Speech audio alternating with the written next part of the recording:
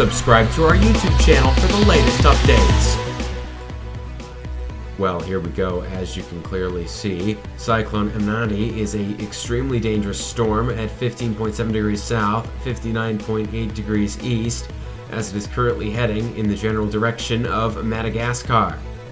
The storm is a Category 1 on the Saffir-Simpson hurricane wind scale with winds of 85 miles per hour, 135 kilometers per hour, 120 kilometers per hour 10-minute, and a pressure of 973 millibars. Currently again, heading in the general direction of Madagascar with some impacts expected for Mauritius, Rodrigues, as well as La Reunion.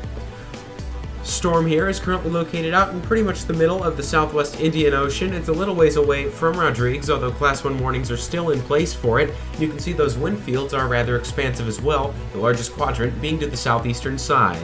Well, there you go. That Class 1 warning is in place for Rodrigues at this time. The storm is 394 miles away from there. Class 2 warnings currently in place for Mauritius, 312 miles away from Mauritius. That's how far the storm is from there as well. We also have a yellow cyclone warning in effect for La Reunion. The storm is 430 miles away from that at this time. And then we also have green cyclone alerts in effect for numerous areas in Madagascar. The storm 784 miles away from Antananarivo at this time.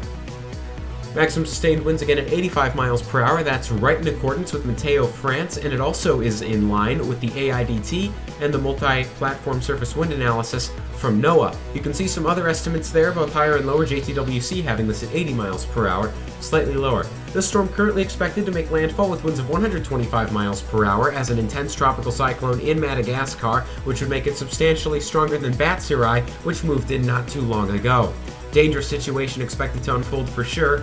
Big time storm surge, big time rainfall, and big time winds, all possibilities with this storm as it does move towards Madagascar. Preparations need to begin now, especially if you're in those green alerts along the Madagascan coastline.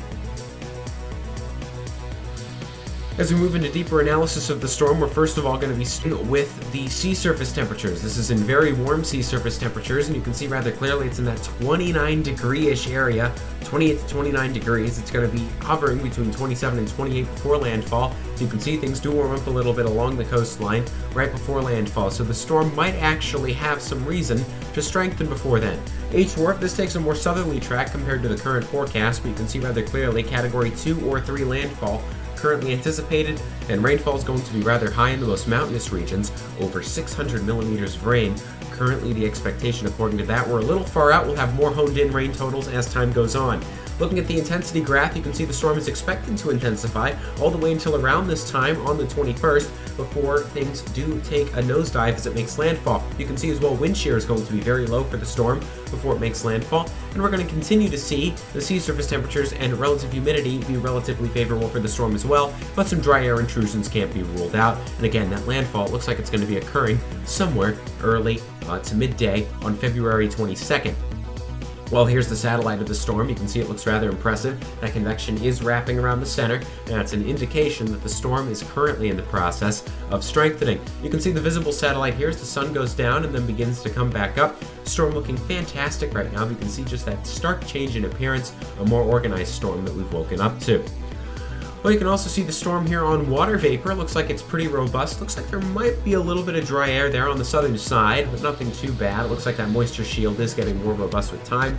Infrared on this storm looking rather robust as well. More updates to come.